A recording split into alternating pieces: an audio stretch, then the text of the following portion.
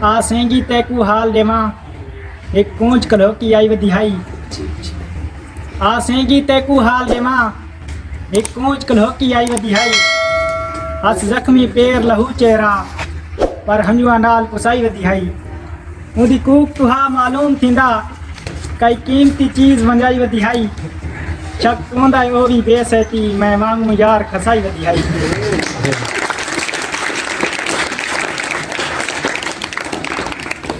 یہ بہتر حال نہ پوچھ ساڈے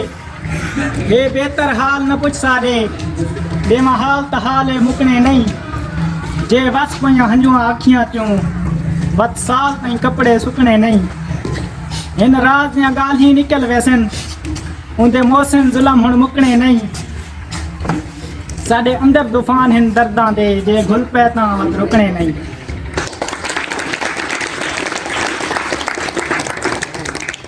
ہن جتنے سنگتی مشکل وچ میں لکھ ازمائے میرے کم نہیں آئے حق مندا ہا میرے لنگھاں دے میں منچ سنوائے میرے کم نہیں آئے ہر ہک دے کیتے کولوں کو میں یاد دیوائے میرے کم نہیں آئے جندی خاطر ضامن آپ کو میں نترول بنائے میرے کم نہیں آئے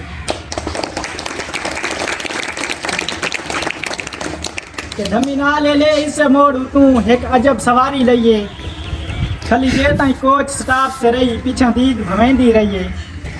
اور دی حالت دسن دے قابل نہیں کسے چکر دے وچ انج پئیے اور تنجمی سیٹ تے سر رکھ کے سارے سفر جنوندی گئی ہے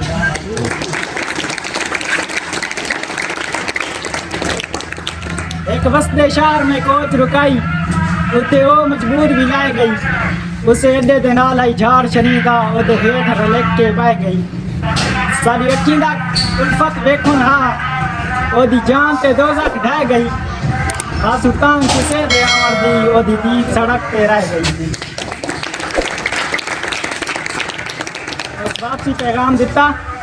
کہ شامی ہٹ دیں تینوں اسے موڑ اتے ایک پاگل شخص چکر سی تینوں ویکھ کے او دی آنکھیاں چوں ہنجواں دی فوج اتر سی